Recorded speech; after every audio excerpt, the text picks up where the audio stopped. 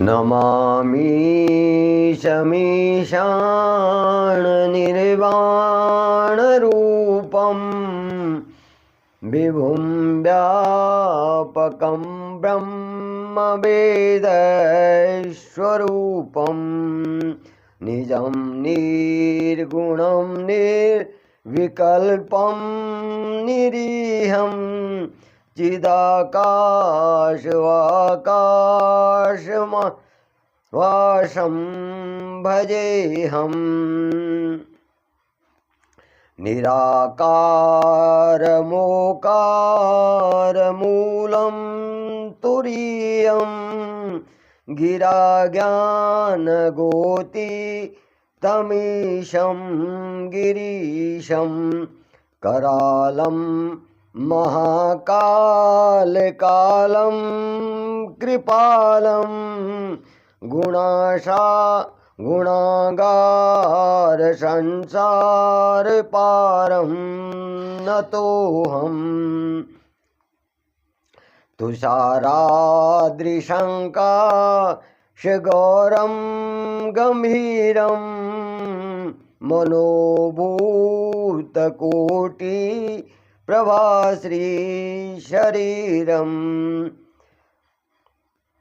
स्फूर्णमौली कलोलिनी चारुगंगा लसद्वालवालेन्दुकण्ठे भुजंगा चलतकुण्डलं सुनेत्रं विशालं प्रसन्नानं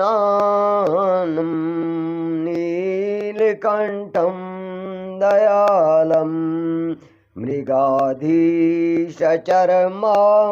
वरं मुण्डमाला प्रियं शङ्करं सर्वनाथं भजामि। प्रचण्डं प्रकृष्टं प्रगल्भं परेशम् अखण्डम् अजं भानुकोटिप्रकाशं त्रैशूलनिर्मूलनं शूलपाणि भजेऽहं भवानी पतितभावगम्यं कलातीतकल्याणकरपान्तकारी सजा सज्जनानन्ददाता पुरारी चिदानन्दसन्दोहमोहोपहारी प्रसीद प्रसीद प्रभो मनं मतारी। न यावद् उमानाथ पादारविन्दं भजन्तीह लोके परे वा नराणां न तावत् सुखं शान्ति सन्तापनाशं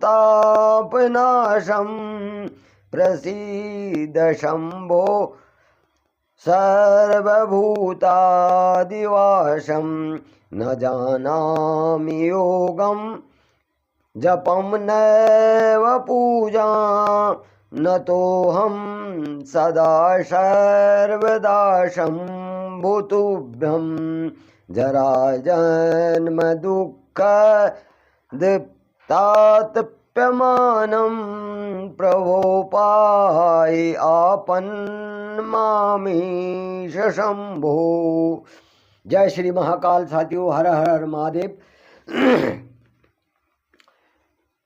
सभी भाई बहनों पर, सभी व्यूअर्स पर, सभी सब्सक्राइबर्स पर और सभी जो भाई बहन मेरे इस YouTube चैनल के माध्यम से इन कथाओं को जो मैं करता हूँ उन्हें सुनते हैं, उन पर हमेशा भगवान महाकाल शिव की कृपा बनी रहे, भगवान नारायण की कृपा बनी रहे। तो मैं कल आपको बता रहा था कि राजा प्रताप भानु जो है उस ढोंगी साधु के जो है चंगुल में फंस जाते हैं और वो सच्चे हृदय से जो है उस साधु की सेवा करने लगते हैं, उसे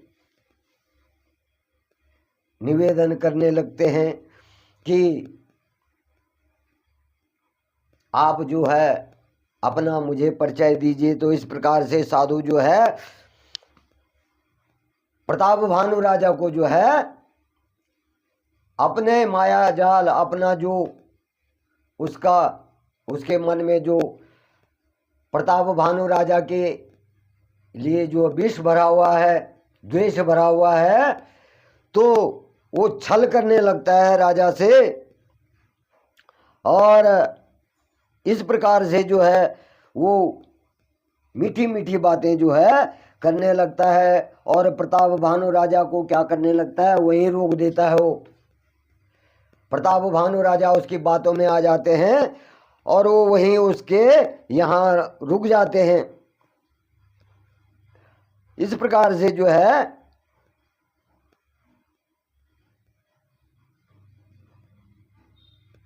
अब उसके मन में जो है जो बैर रहता है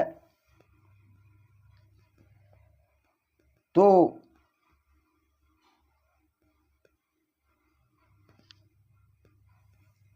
प्रताप भानु राजा जो है नहीं समझते हैं।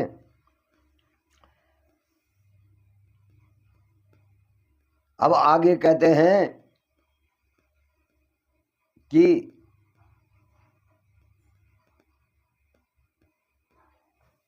नाम हमार एक तनु भाई, सुनि नृप बोले पुनि सिरुनाई, कहु नाम कर अर्थ बखानी, मोहि सेवक अति आपन जानी।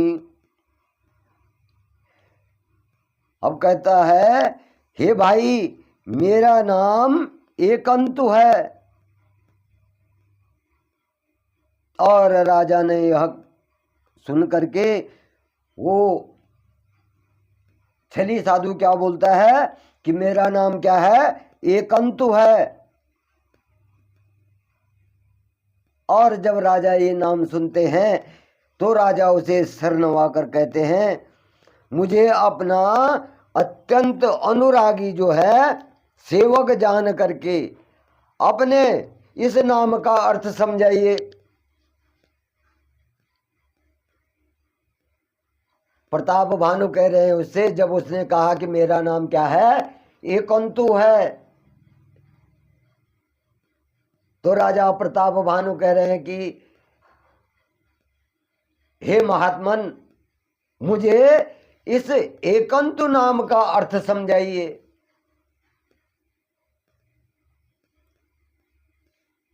और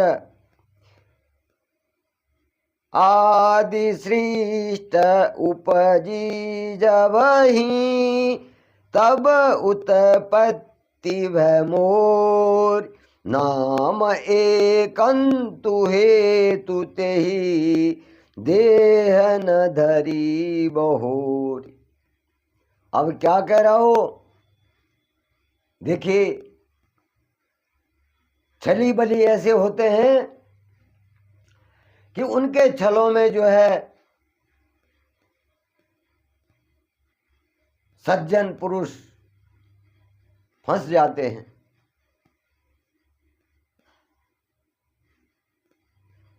अब राजा यहां पर कैसे फंस गए, क्योंकि राजा जो थे कष्ट में थे। अब राजा जो अपने कष्ट को दूर करने के लिए, अपनी भूख प्यास को दूर करने के लिए उसके आश्रम में चले गए और वहां जा करके उसकी बातों में आकर के फंस गए।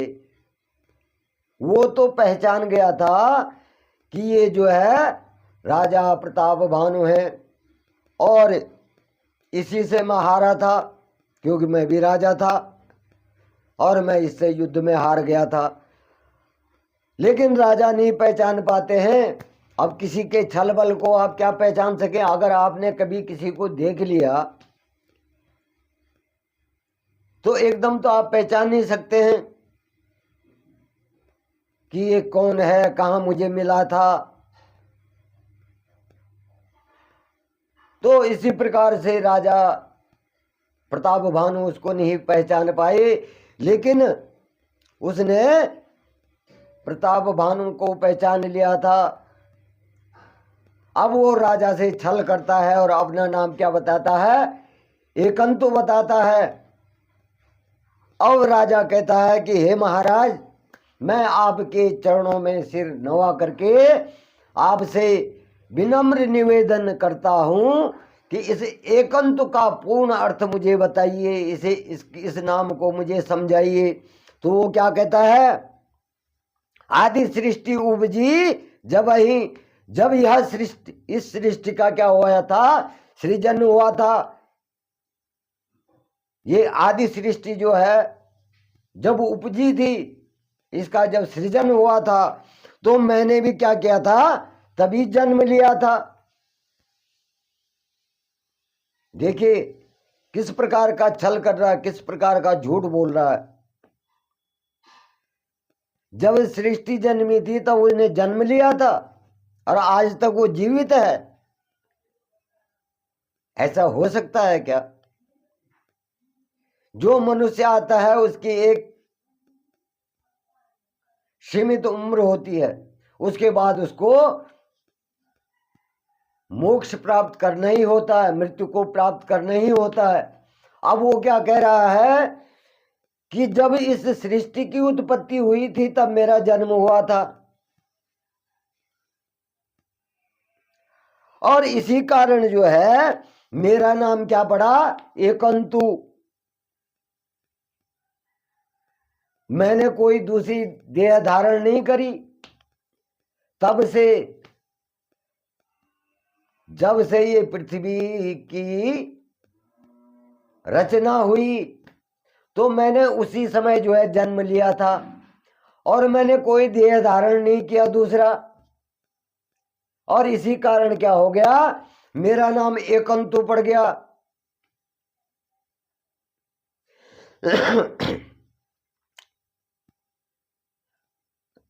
अब जो है इस प्रकार से वो राजा को बहका रहा है।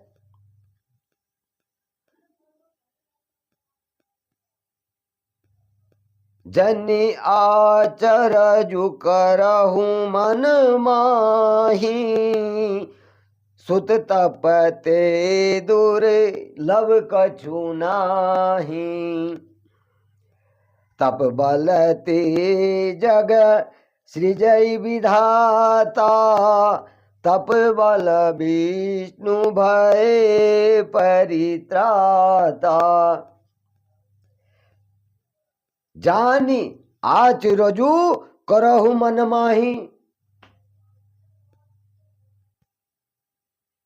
सुत तपते दुर्लभ को चुनाही। क्या कह रहा है कि हे पुत्र, तुम इस बात पर, जो बात मैंने कही है उस पर आश्चर्य मत करो। जो बात मैं कह रहा हूं सत्य कह रहा हूं, इस बात पर आश्चर्य मत करो। और ये जो है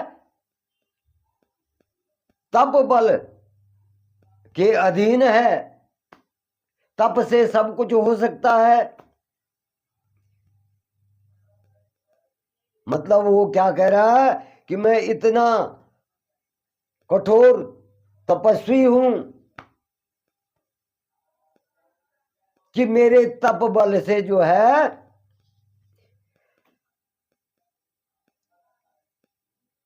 मैंने यही देह धारण कर रखी है, और ऐसी कोई वस्तु नहीं है जो तप से नहीं मिलती है।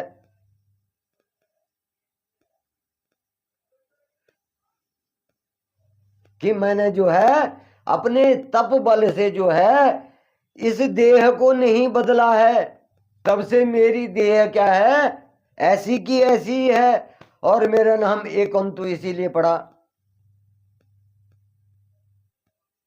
और मैंने भगवान की तपस्या की है, और उसी के कारण जो है मुझे ये देह मिली है। अब जब उस ढोंगी की बात जो है राजा ने सुनी, तो राजा को जो है आश्चर्य भी हुआ।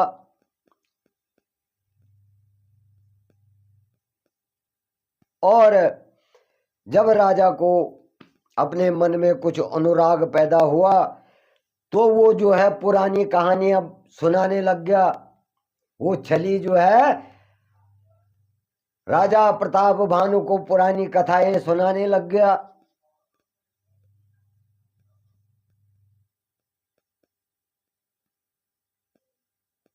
और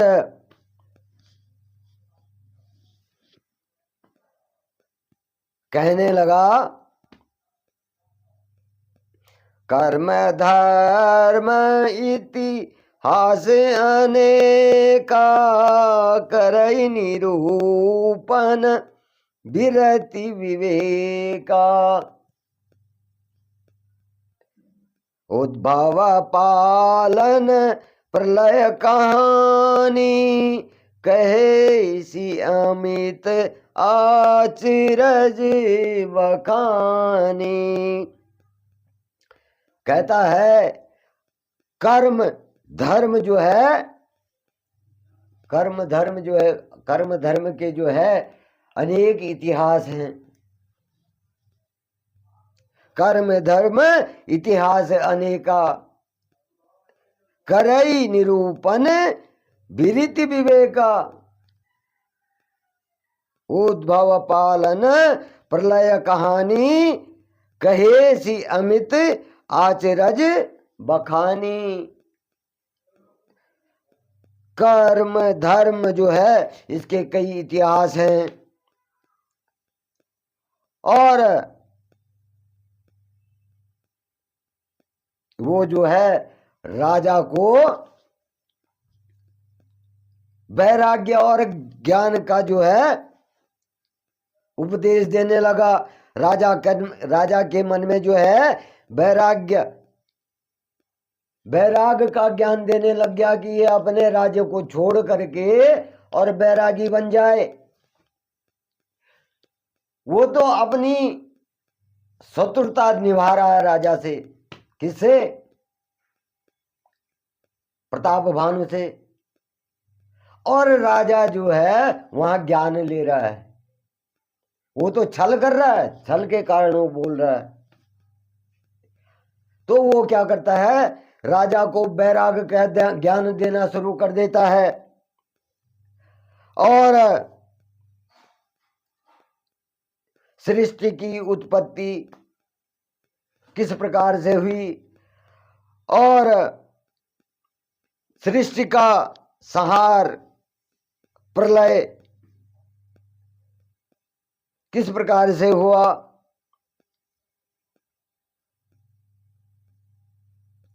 इस प्रकार से जो है वो कई आश्चर्य भरी कथाएं जो है राजा को सुनाने लगा। अब इस प्रकार से जब वो राजा को ऐसी कथाएं सुनाने लगा,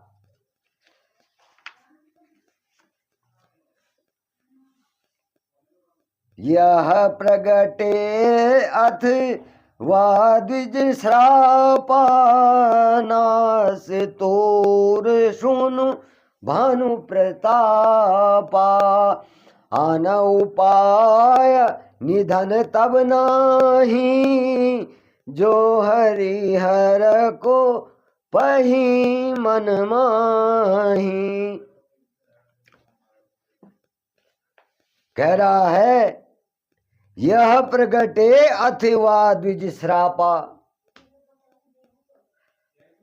नास तोर सुनु भानु प्रतापा। आन उपाय निधन तब नाही, जो हरिहर को पही मन माही। अब भानु प्रताप राजा को जो है वो कह रहा है कि हे भानु प्रताप सुनो,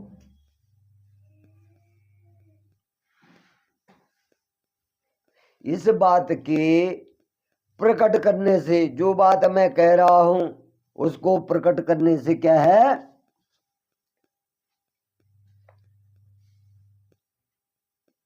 अगर तुमने ये बात प्रकट कर दी या ब्राह्मणों की,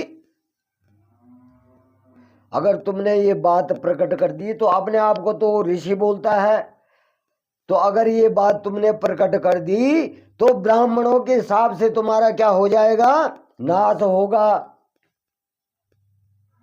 ब्राह्मणों के हिसाब से तुम्हारा नाश होगा और इसका कोई उपाय नहीं है। चाहे तुम ब्रह्मा और शंकर,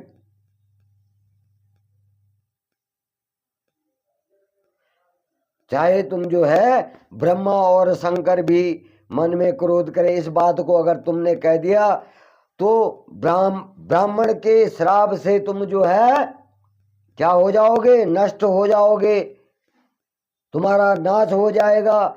चाहे मेरी इस बात से क्या हो, ब्रह्मा और शंकर भी क्या हो, क्रोधित हो जाए। अब वो अपने आप को क्या ब्रह्मा जी से और भगवान महाकाल शिव से भी ऊपर समझने लग गया।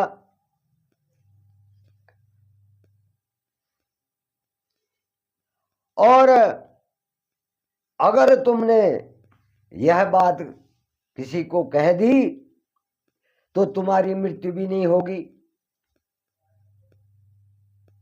अब राजा को वो डराने लग गया कि मैं ऐसा तपस्वी हूं, जो बात मैं तुमको समझा रहा हूं उस बात को किसी को कहना मत, नहीं तो क्या होगा, मैं एक ब्राह्मण हूं और मेरे श्राप से तुम्हारा नाश हो जाएगा।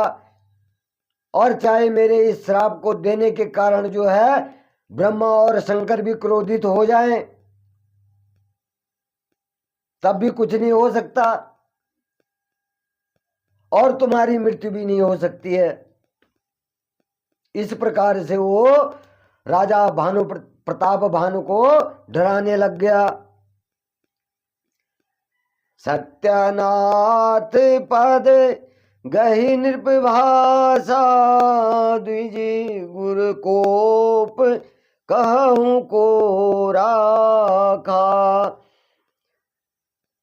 राखई गुरु जय कोप विधाता, गुरु विरोध नहीं को जग त्राता। अब राजा प्रताप भानु जो है उसके चरण पकड़ लेते हैं, उस छली के जो है चरण पकड़ लेते हैं। वो जब राजा को अनेक कथाएं सुनाने लगता है और कहता है मैं तो तब, मेरा जन्म तब हो गया था जब यह सृष्टि रची गई थी, इस सृष्टि की रचना हुई थी। अब जब वो कहता है कि जो बात मैं तुमसे कह रहा हूं किसी को मत बोलना, वरना क्या हो जाएगा, तुमको ब्राह्मण के श्राप से तुम्हारा नष्ट हो जाएगा। तुमको ब्रह्मा और विष्णु भी नहीं ब्रह्मा और शिव भी नहीं बचा सकते हैं, वो भी चाहे क्रोध कर लें और तुम्हारी मृत्यु भी नहीं होगी। अब इस प्रकार से जो है जब ऐसी बातें कहता है तो राजा कहते हैं कि सत्यनाथ सत्यनाथ पद गही नृपभाषा, द्विज गुरु कोप कहूं को राखा। कहते हैं प्रताप भानु कहते हैं उस के पैर पकड़ करके कि हे स्वामी आप सत्य कह रहे हैं, आप जो हैं सत्य कह रहे हैं। ब्राह्मण और गुरु अगर क्रोधवश कुछ कह देते हैं तो उसकी रक्षा कौन कर सकता है। अब राजा भी जो है उसकी बातों में आ जाता है।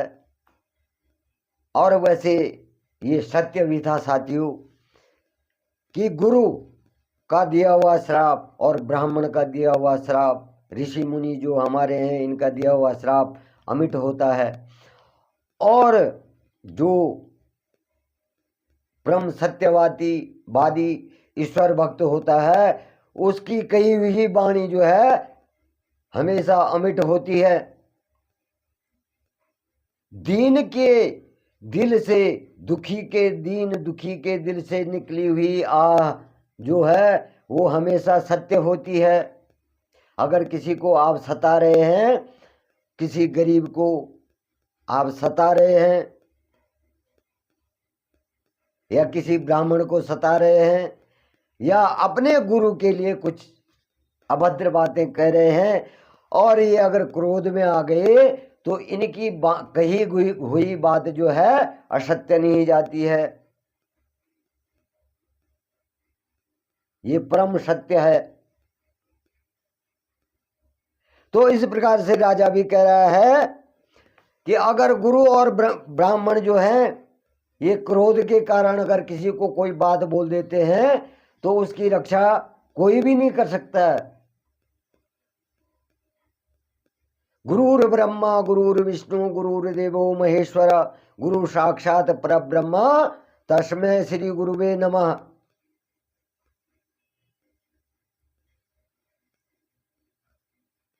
गुरु और ब्राह्मण ये पूजनीय है।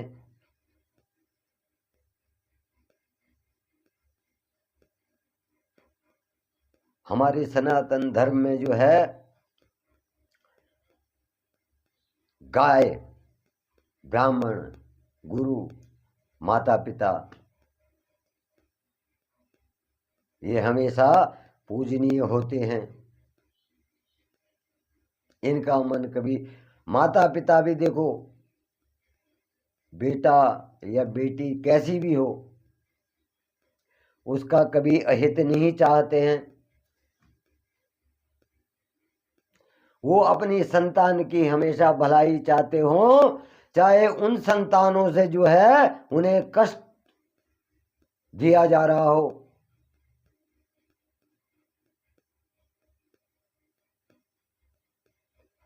अक्सर जो माता है वो अपने पुत्र का अहित कभी नहीं चाहेगी। कुपुत्रो जायेत क्वचिदपि कुमाता न भवति।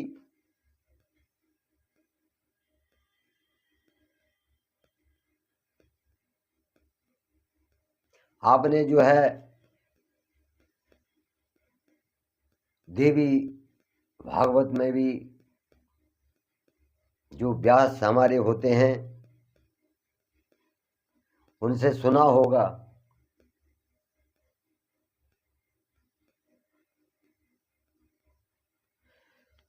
तो इस प्रकार से जो है राजा भी कहता है कि आप सही बात कह रहे हैं, उनको भगवान भी नहीं बचा सकता है। और यदि ब्राह्मण भी क्रोध करें तो अगर ब्राह्मण क्रोध करता है तो उसे क्या है, उसके गुरु बचा लेते हैं। गुरु परब्रह्म है।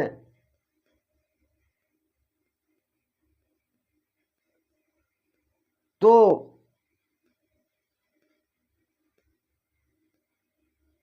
माता को भी, माता तो जन्मदात्री है ही है, अपने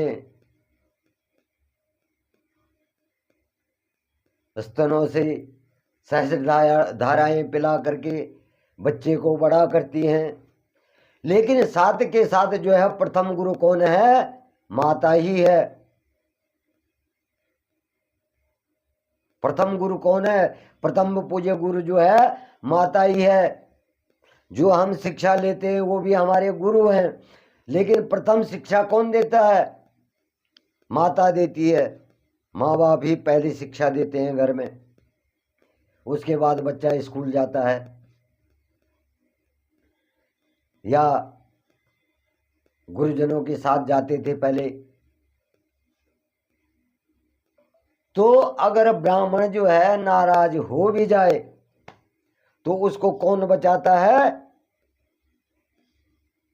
गुरु बचा लेता है। लेकिन अगर गुरु क्रोधित हो जाए,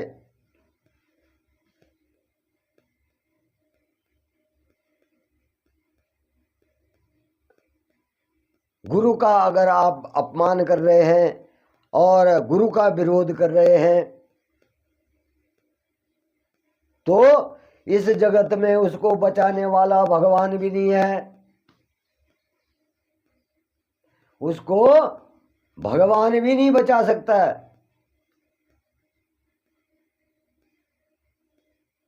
तो इस प्रकार से राजा भी उस छली सन्यासी की बातों में आकर के, अब राजा तो सही कह रहा है, राजा तो बिल्कुल सही बात कर रहा है, और वो अपने ढोंग में राजा को बैराग की बातें कह रहा है, अपने बैर का बदला लेने के लिए कि जिसे ये भी जो अपना राज्य को त्याग दे। वो तो उससे कह रहा है कि जिस प्रकार से मैं कष्ट भोग रहा हूं उस प्रकार से ये भी कष्ट भोगे, ये भी बैरागी बन जाए, सन्यासी बन जाए, और अपने राज्य का जो है, अपने घर का जो है त्याग कर ले। वो तो इसलिए कह रहा है। लेकिन जो बात राजा समझ रहा है वो सत्य समझ रहा है, क्योंकि बात सही है। माता पिता का अपमान नहीं करना चाहिए, अपने गुरु का अपमान नहीं करना चाहिए, किसी ब्राह्मण का अपमान नहीं करना चाहिए। साथियों, मैं कोई ब्राह्मण नहीं हूं, मैं एक क्षत्रिय हूं, राजपूत हूं, और हमारी जो परंपरा है वो मुझे पता है। जब मेरे माता पिता भी जो है, हमारे घर में कोई साधु आता था या हमारे घर में कोई ब्राह्मण आता था, या अभी भी मेरी माता जी जीवित हैं, 87 ईयर्स के हैं, तो अभी भी अगर कोई आता है तो मेरी माता जी उसको भिक्षा या दान जो भी उनके पास होता है वो जरूर देती है। ये सत्य बात है। और मेरी माता जी ने अपने समय में भी किसी भूखे को अपने घर से भूखा नहीं भेजा होगा। कई मेरे बाल्यकाल से यौवन अवस्था तक मैंने देखा है अपनी माता जी को, तो अगर कोई भूख पुकारता था कि माता जी मैं भूखा हूँ या भूखी हूँ, तो मेरी माता जी उसे एक रोटी भी देंगी पर जरूर देती थी, चाय का कप भी पिलाए पर पिलाती थी। ये सत्य है, और आज उनका पुण्य ही हमको लग रहा है।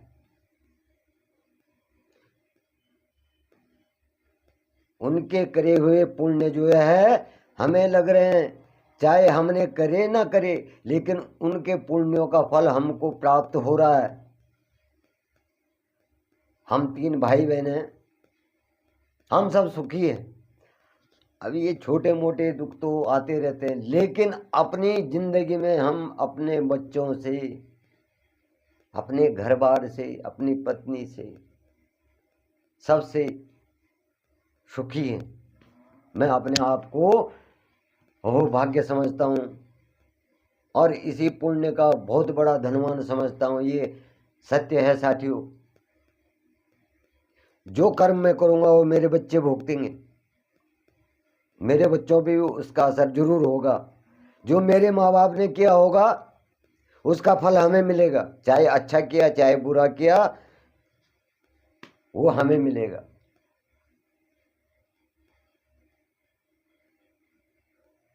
ये 100% सत्य है। तो यहाँ पर जो है वो राजा के साथ में दुश्मनी निभा रहा है, और राजा जो है स्वच्छ मन से, अंतर्भाव से जो है उसकी बातों पे मनन कर रहे हैं कि बात सही है, ये सही कह रहा। वो तो प्रताप भानु जो है उसको क्या समझ रहे हैं, महान तपस्वी समझ रहे हैं। उसकी बातों से तो ऐसा ही लग रहा। वो कह रहा है कि जब पृथ्वी की रचना हुई तब मैंने जन्म लिया, और मैंने जो है अपने इस शरीर को नहीं त्यागा है, नहीं बदला है, और इसी से जो है मेरा नाम एकंतो पड़ गया।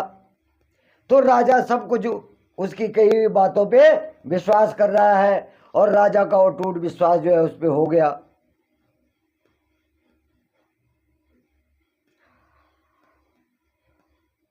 अब भानु प्रताप कह रहा है, जो न चलवा हम कहे तुम्हारे, हो ना से नहीं सोच हमारे, एक ही डर पत मन मोरा, प्रभु मही देव श्राप अति घोरा। जो न चलब हम कहे तुम्हारे। अब राजा उस छली को कह रहा है, जो न चले हम कहन तुम्हारे, हो ये नाश नहीं सोच हमारे, एक ही डर पत मन मोरा, प्रभु मही देव श्राप अति घोरा। हे प्रभु, हे मुनीश्वर, अगर मैं आपकी कथन के अनुसार नहीं चलूंगा, अगर मैं आपके कहने के अनुसार नहीं चलूंगा, तो भले ही मेरा नाश हो जाए, मुझे बड़े से बड़ा जो है श्राप मिल जाए, मुझे चिंता नहीं है। मेरा मन तो केवल एक ही चीज से डरता है कि ब्राह्मणों का जो श्राप होता है वो बड़ा भयानक होता है, भयानक होता है। अगर मैं आपके कथन के अनुसार, आपके कहने के मुताबिक नहीं चलूंगा तो मेरा नाश हो जाए। और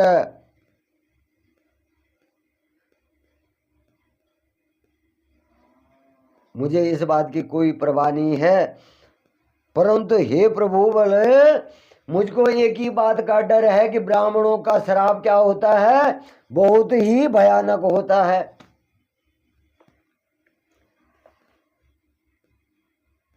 तहीं भी प्रबस कवन विधि, कहूँ कृपा करिशो, तुम तजी दीन दयाल निजे, हितु न देखो को।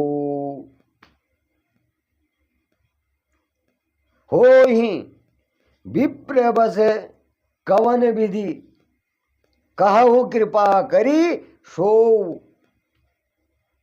तुम तज दीन दयाल निजे, हितु न देखो को। राजा कह रहे हैं कि हे ब्राह्मण देव,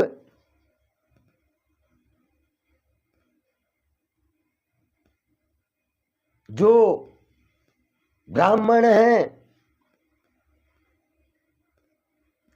वो किसी के बस में कैसे हो सकते हैं, वह भी मुझे बताइए कि ब्राह्मण जो ब्राह्मण देव हैं वो किसी के बस में कैसे हो सकते हैं, उसको उनको अपने बस में या अपनी तरफ कैसे कर सकते हैं, उसको भी कृपा करके मुझे बताइए।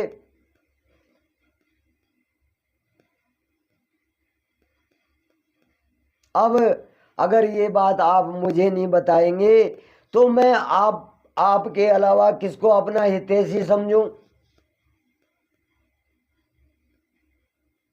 जो कि मेरा हित कर सके।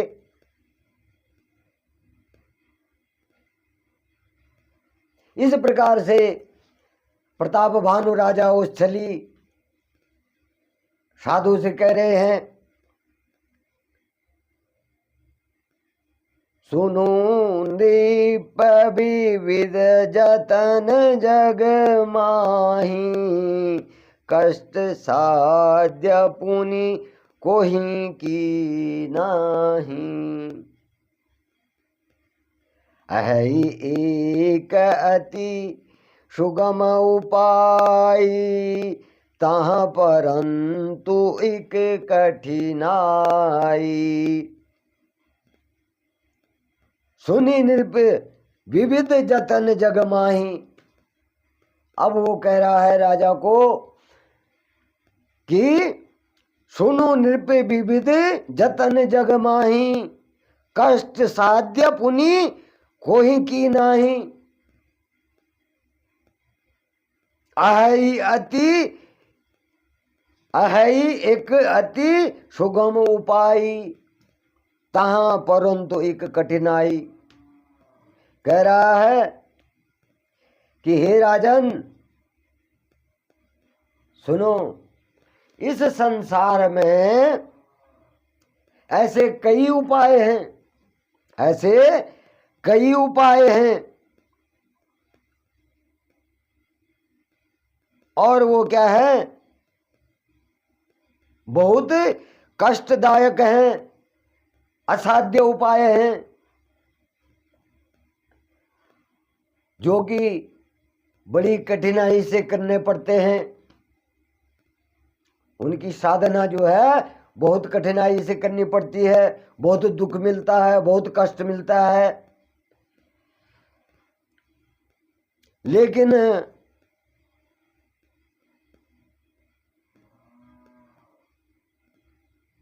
जब उन असाध्य उपायों की साधना करते हैं तो साधना करने पर भी उनकी वो साध्य नहीं हो सकते हैं।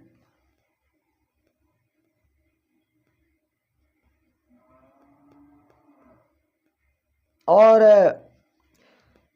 साध्य नहीं हो सकते मतलब सिद्ध नहीं हो सकते, वो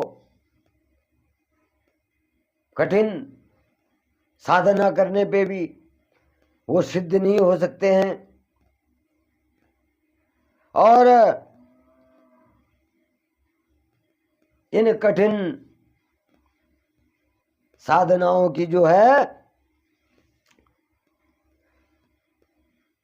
इन कठिन साध्यों की साधना करना जो है कठिन है, और इन साधनाओं का फल भी क्या है, निश्चित नहीं है।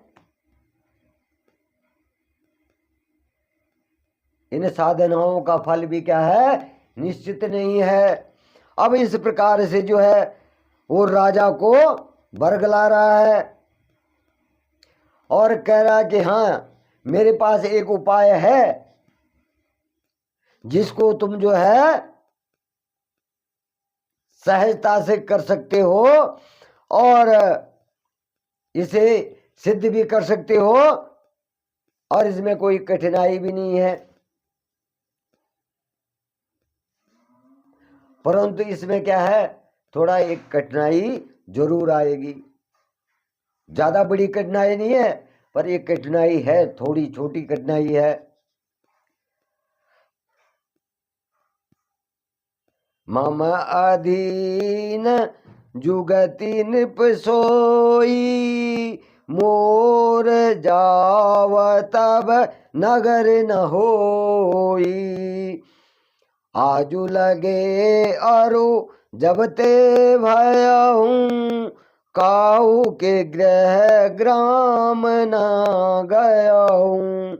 ये यहाँ पर अब क्या कह रहा है? मम अधीन जुगति नृप सोई, मोर जाव तब नगर न होई। आजु लगे अरु जब ते भयहूँ, काऊ के गृह ग्राम न गया हूँ। हे राजन, वह युक्ति जो है मेरे ही हाथ में है, मैं ही तुमको वो युक्ति बता सकता हूं।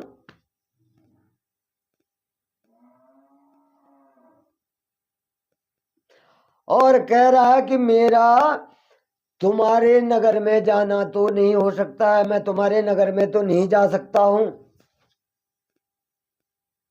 मैं तुम्हारे नगर में तो नहीं जा सकता हूं। और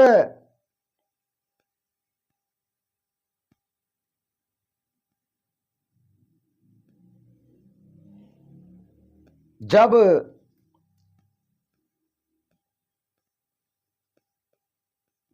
अपने आप को कह रहा है कि मैं तुम्हारे नगर में तो नहीं जा सकता, परंतु जब से मैं पैदा हुआ हूं तब से आज तक मैं किसी के घर अथवा गांव नहीं गया।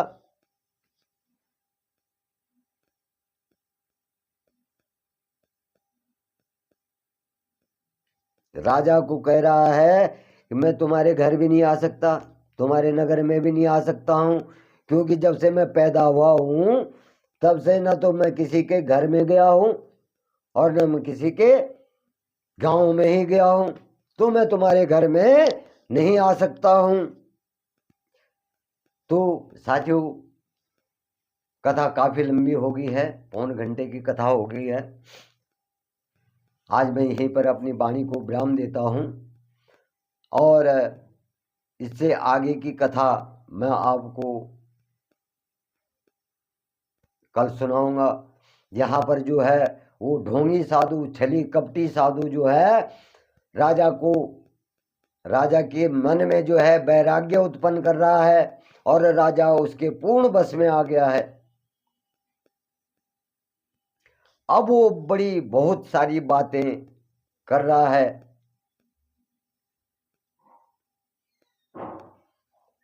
तो जय श्री महाकाल साथियों, हर हर महादेव। आप सभी भाई बहनों पर, आप सभी व्यूअर्स पर जो है भगवान महाकाल की कृपा बनी रहे और इसी प्रकार से आप मेरे साथ बने रहें, मुझे भी खुशी होगी और आपको, आपके मन को भी संतुष्टि मिलेगी कि हमारा कोई भाई, हमारा कोई चाचा ताऊ जो भी आप मुझे कहना चाहे, आपको भी संतुष्ट होगी कि यार हमारा भी कोई इन कथाओं को हम तक पहुंचा रहा है।